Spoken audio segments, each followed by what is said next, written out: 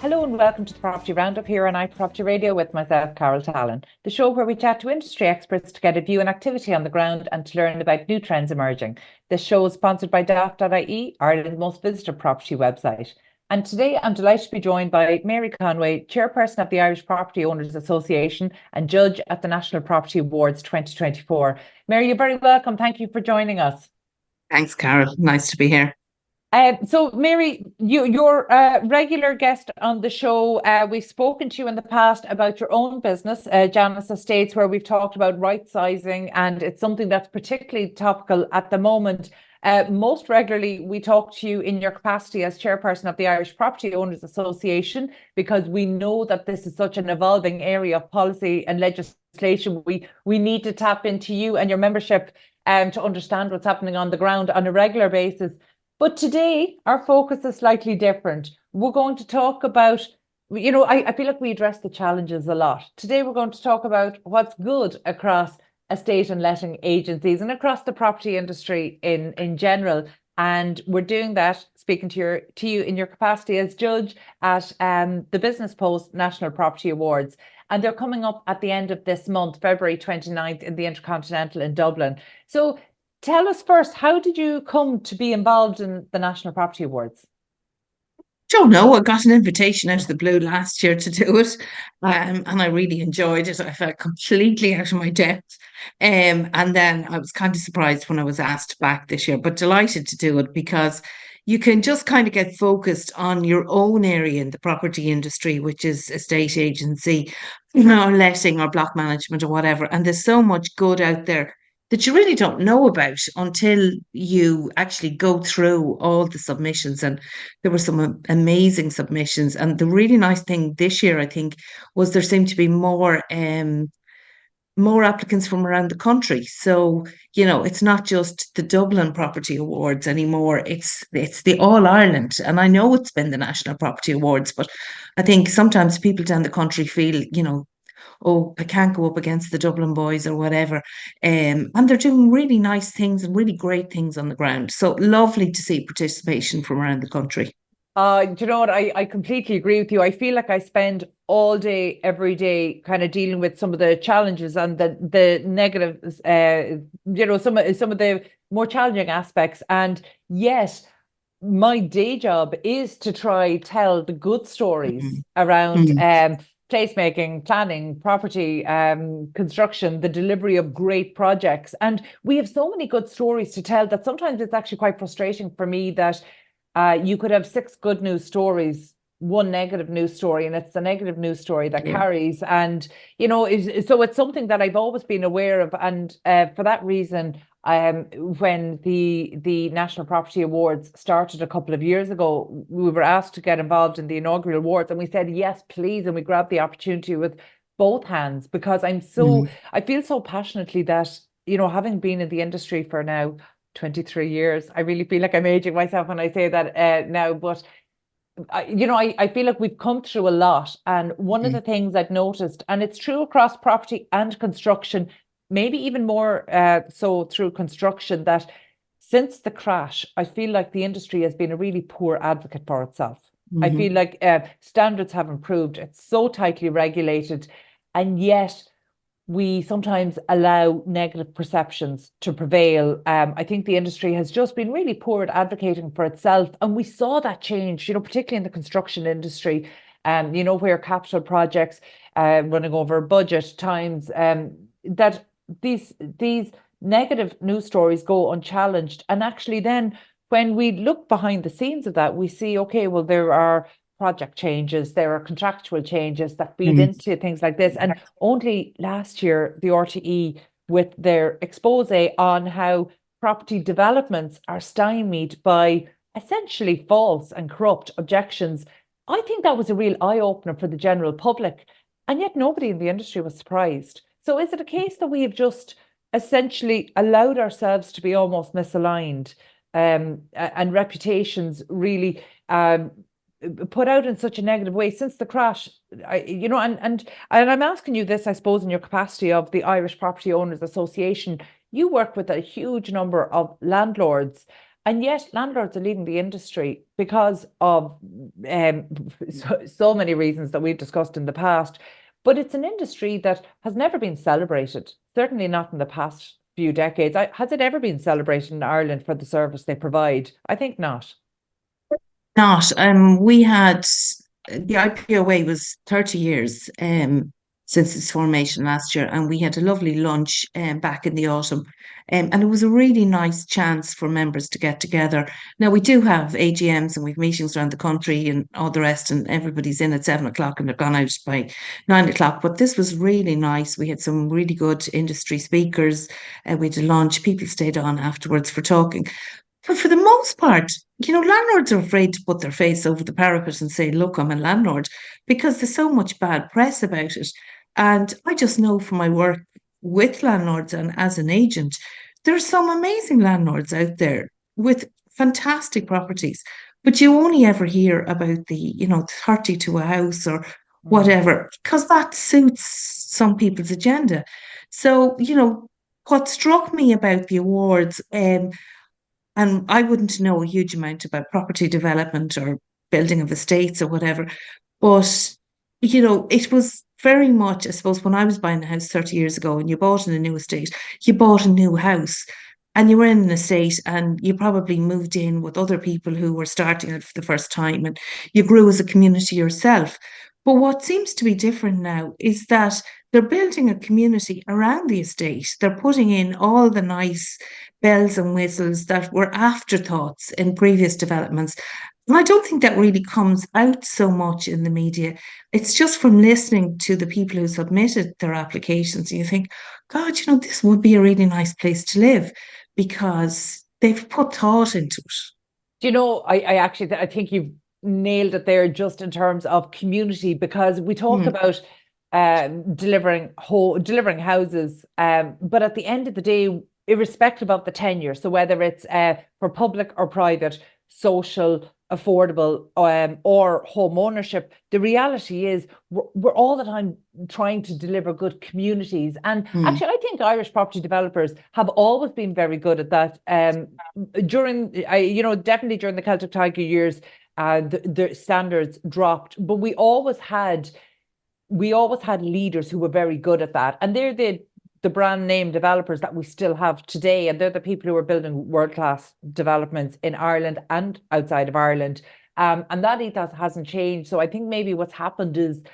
regulation has pushed some of the guys who maybe weren't in it for the right reasons and weren't delivering great schemes out. And so that is to be welcomed, because we end up that, we still have maybe the best developments going forward. And, the holistic nature of how we're planning now really does fall under placemaking. We're not just trying to deliver homes. It's not just about units anymore. It is the placemaking element. And actually, the National Property Awards, I think, has the widest range in award categories recognizing that. So actually for this year, so yes, you've got the ones you might expect, like the Irish Agency of the Year and the marketing of the year. And I really enjoy when we have we look at leaders in the industry and future leaders. I'm actually really excited about the future leaders in the industry category this year, because whether it's planning, construction, or across property and real estate in general, it can be difficult to attract new talent into the industry. And I'm not sure if, me going out with my middle-aged message saying, no, seriously, it is a good industry, come join us. That's not inspiring the next generation. I'm not fooling anybody. But I think when we see through the apprenticeship programs, and we've done shows on that with I Am Sold and others, and we've spoken to people who've come up through the apprenticeship route, and we're seeing some of the future leaders. I'm really excited about that.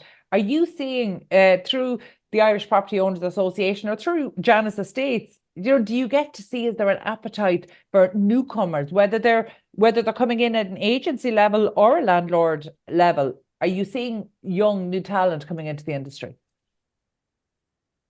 Not so much as landlords. There are some guys that I've worked with that are new landlords, and they're delivering amazing projects.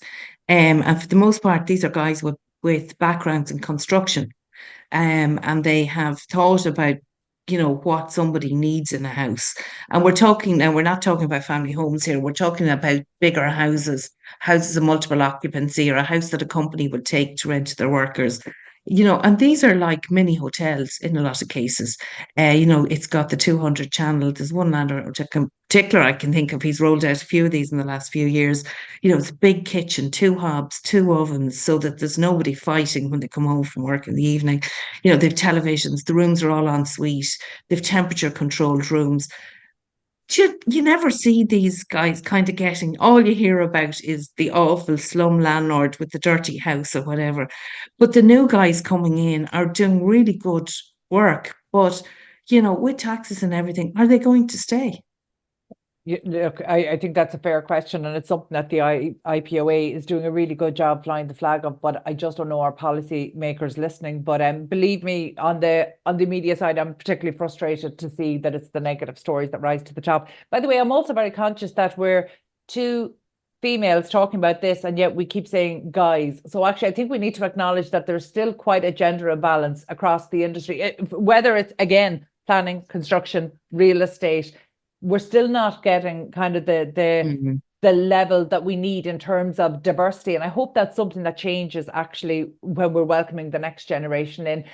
Just looking at the apprenticeship program, there definitely seems to be a better gender balance for real estate and for planning, maybe not so much for construction, but maybe offsite and modern methods of construction as we lean more towards manufacturing. I think that might help, but it's probably going to take a number of years. Mary, I've never been an estate agent or a letting agent. You have, and you've been doing this for a long time. How was it for you looking at the applications for, say, teams of the year, agencies of the year, looking and at property managers? And, what can you kind of tell us about best practice in Ireland? It's a heavily regulated area. Yeah. Is that what's driving it? No, I don't think so. I'm sure it is to a degree, but I think there's just some people out there who are very innovative and are looking at what's going on in the States and Australia and the UK, and are kind of, I suppose, modeling some of their practice and integrating it. Some of the property management stuff I was really impressed with, in relation to cost savings for the blocks and things like that, and for the owners. And everybody's just kind of thinking forward all the time. I suppose the green agenda is very much on people's minds, that energy costs went so high last year. So, how can we cut back? How can we make savings for the owners? And then I suppose with regards to marketing and advertising, the use of social media completely blew up in agency over COVID. So that was one of the good things that came out. So no, it was all really interesting. I suppose the new one of buyer's agent as well, and that was a new category this year. And a lot of people going out to look at a house wouldn't be aware that a buyer's agent exists. And I think I told you the story that I'd met somebody at a viewing before Christmas, and when I asked just general chit chat, I said, how many houses have you looked at so far? And she said, well, this is number 64 on a spreadsheet. And I thought, right, you've another bit to go, because she really doesn't know what she wants. She's going all around the city. She sees a house at a particular budget. She's somebody who really could do with a buyer's agent. And I spoke to her and I said, did you hear, have you ever heard of a buyer's agent? And she said, oh, that's way too much money for me. And I said, well, actually, if you look at the time and the money that you've spent going around the city every Saturday, now maybe it's a hobby for her, I don't know. But, that's something that was nice to see this year as a new category.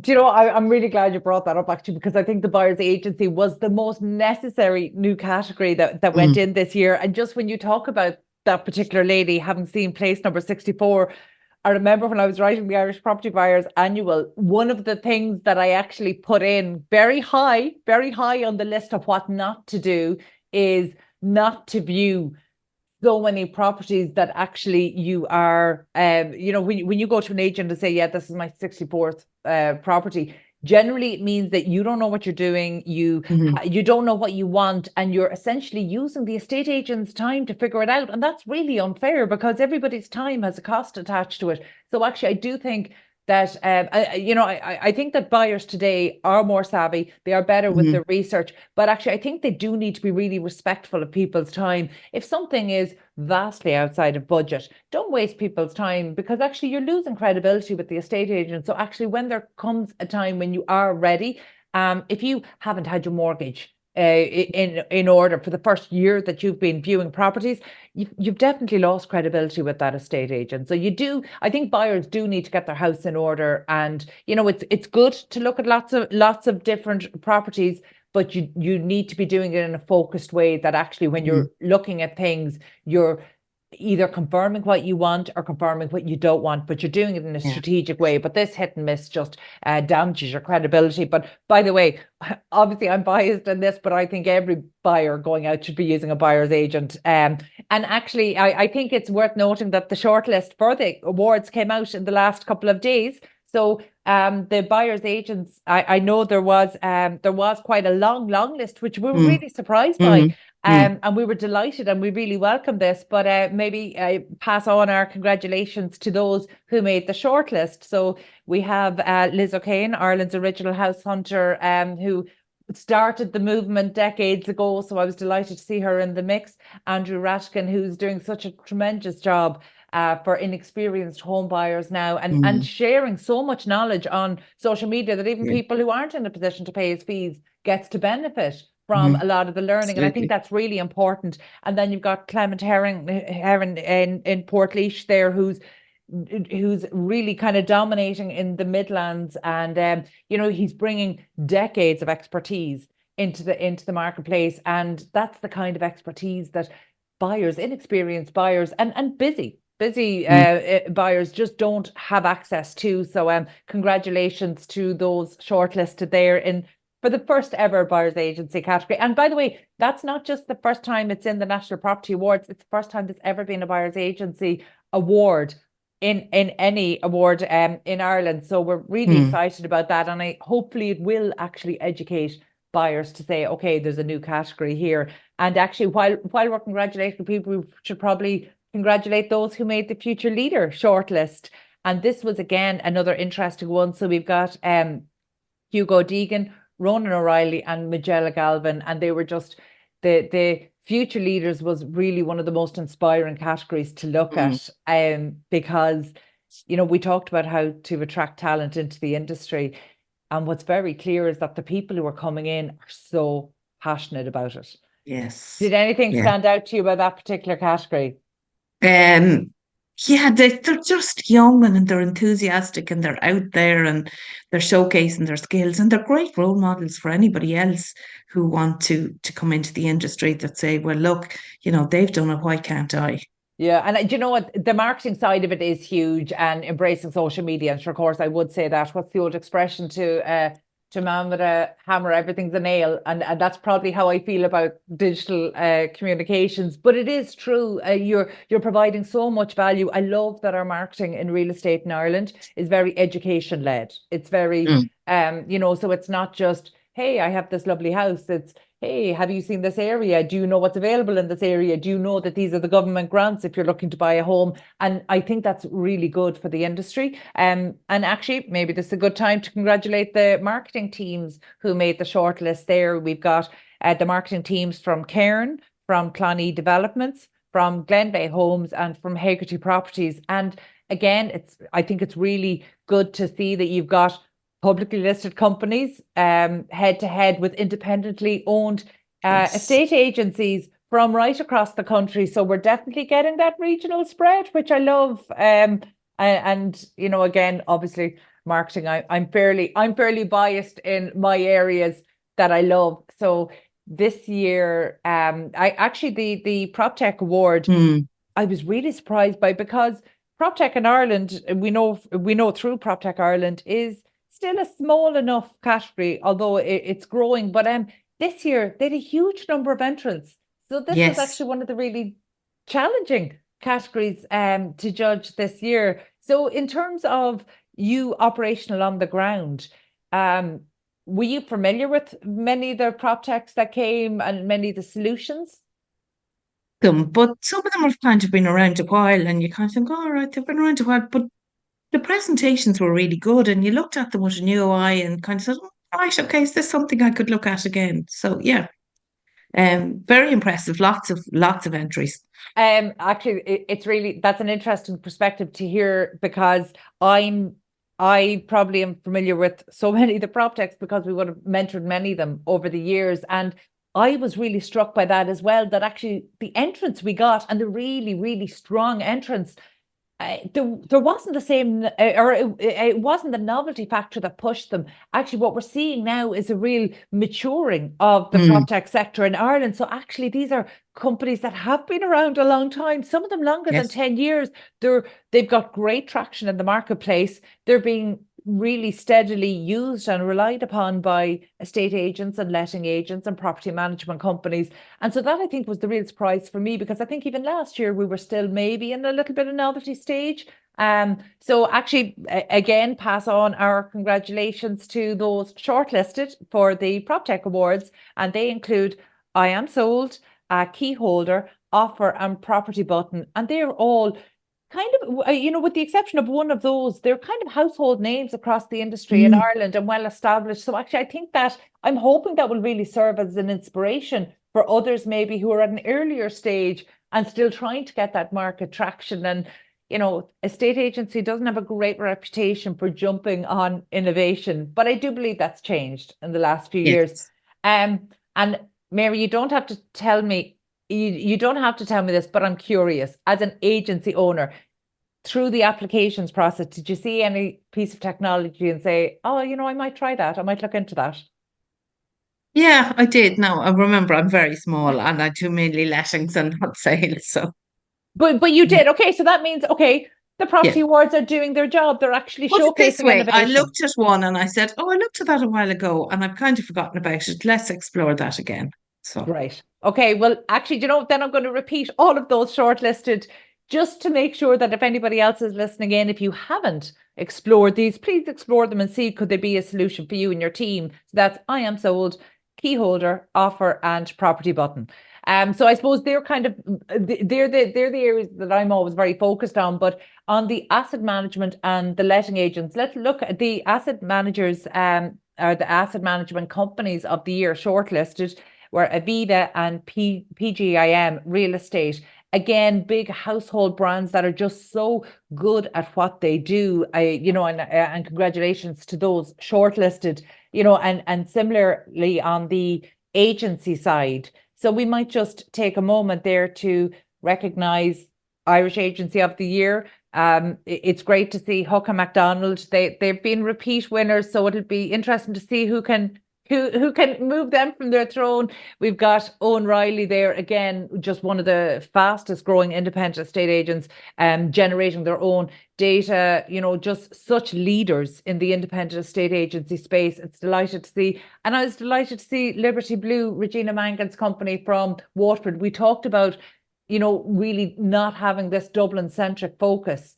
So it was fantastic to see a female led independent agency that started from the ground up there. So congratulations to all of the agencies there shortlisted. Really excited to see. Of the other categories, Mary, what categories did you find kind of particularly interesting? We talked about social impact and sustainability. Is that on the radar yeah. of industry right now? It is, but I don't know that it's out there. Like those projects that were submitted, I don't think I was aware of any of them. Now, maybe I'm living under a stone, but yeah, there were some really interesting ones. Yeah. Um, and Well, what I really liked was that they're getting in at the ground with school kids getting involved in things. So they're trying to, build it from the bottom up and get social awareness and energy awareness and sustainability from primary school level, which is something we never had. yeah, and isn't again where we live, the built environment is our most basic, is our most basic need, one of our most basic needs. So I think it's so important that this happens, and I think across ESG is in danger of becoming a little bit too much of a buzzword, even though there are really strong regulatory drivers.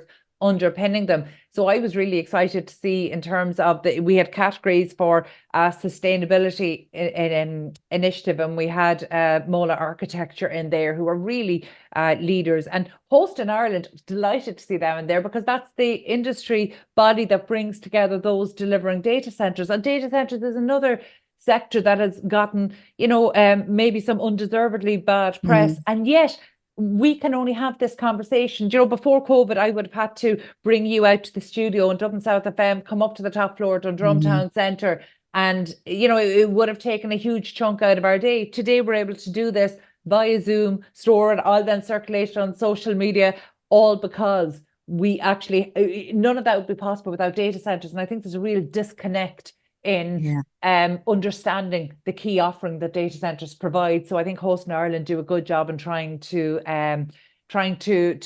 address that. So I was delighted to see them there in terms of some of the sustainability initiatives that they've done, and that one in particular is around bees. It just shows that actually the industry is doing its bit in terms of encouraging biodiversity as well. And I see civic engineers in there as well, so excellent. And in terms of social impact, again, sometimes we have a tendency to forget that ESG, the environmental side, the E is very important, but the social side of it is huge as well. And it's the one that maybe I feel very passionately needs to be driven. So congratulations there to the LDA, to Glenveigh and Civic Engineers. Their social impact initiatives made the shortlist. But actually, that was a really interesting category as well. And it's funny, in the past, we might have relied on those delivering social housing to deliver social impact, whereas I was really happy to see the Property Awards put them in separate categories, because we have such strong social housing deliverers through the approved housing body. So congratulations to a Housing, Galway County Council, Circle VHA, and to Oakley, all shortlisted there and doing stellar work in delivering social housing under really difficult circumstances and conditions in the marketplace right now. So a really interesting one. In terms of social housing, I think that actually there's been quite a bit in the media about essentially social and affordable housing almost competing with first-time buyers in the marketplace, and that's been quite unfair. And I think maybe the awards is a good time to look across all of the housing sector and say, actually, we need new housing in all of these sectors, all types, all tenures, and maybe we need to stop pitting providers against each other. On the property management side of it, again, that would be maybe more your area than mine. Was there anything that stood out to you in that particular category?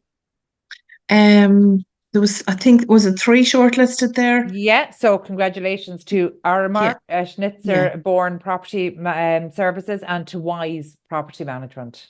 Yeah, and it was interesting that Schnitz, I can't pronounce it. They're a company who are obviously very busy, that I'd never heard of. Obviously, I've heard of Wise, they're around for 40 years. So it's nice to see somebody that you haven't heard of and to see what they're doing. And I suppose what was particularly engaging about them is that they seem to engage with their owner occupiers or their tenants, that they meet with them once a month or whatever to find out what's going on the ground, which I thought was really nice. It's obviously quite time consuming, but it would give owners in a complex very much reassurance that somebody is listening to them. So I learned something from that. And look, that's the whole idea. I think you and I have spoken on and off air about sometimes the industry is doing so much good and nothing comes out of it. And not that, sorry, I don't mean nothing comes out of it, as in they don't get the credit. It happens behind the scenes. And in fact, just yesterday, I was interviewing somebody who is developing an ESG platform for the industry. And when we were talking about, say, construction in particular, and looking at the social value and the social impact side of it, what was really interesting is that we found that when you went through the data points of, say, the environmental side of it, we have had to make a lot of changes in how we deliver the built environment to be able to comply with with regulations driving change towards zero carbon and certainly lower carbon buildings. But what was really interesting on the social side is the construction industry doesn't have to do a huge amount more, because actually the construction industry has always been delivering social value locally in terms of providing local employment, creating a local supply chain around local projects, in terms of, for many decades now, building companies will have their brand on local GAA jerseys. In fact, when we opened our Galway office years ago, it was one of the first things we did, because I think there's always been that ethos, even if it hasn't maybe been portrayed in the media, that actually home builders and developers regularly are local businesses. They're local providers when they're in their own area, and they contribute in so many different ways. So actually, the social and ESG is kind of one of the more interesting ones, because construction companies in particular, and real estate companies, they don't have to change a lot. All they have to do is record what they're doing, because actually they've always been providing social value. And actually, just in that place, maybe it's good to acknowledge the property developers who were shortlisted in the National Property Awards this year, and that's Ballymore, Cairn and Glenveigh. And also in terms of placemaking initiatives, Cairn were shortlisted for a really interesting project. Clwyd Housing Association, again, really interesting to see a placemaking initiative around social housing there. And also Shannon Airport. So I loved the diversity of placemaking projects, because it just showed that actually community is not just about where you live, it's actually where you work as well. So that was maybe another interesting thing. Is that something you see on the ground across maybe your membership of the IPOA? Are you seeing a recognition of maybe the importance of placemaking and providing something more than the physical building? I think probably not, because a lot of our members would only have one or two properties. And okay, it's all around the country, but it's kind of hard to develop that to the same extent when it's on such a small scale. And now we're only talking about the people who made the shortlist, and I'd like to mention, like, there were so many great applications, and anybody who applied put time and effort and thought into it. So obviously they've had to think about their practice. So that's going to drive their practice going forward. So even if they haven't been shortlisted, there's still a winner.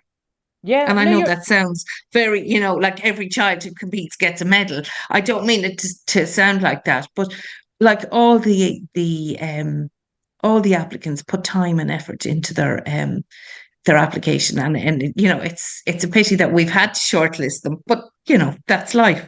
Yeah, and actually I actually think that's a really fair point, because going through the process of entering an award does give a business owner and business leader a chance to kind of step back and almost reflect on their business practices. And I hope it's helpful.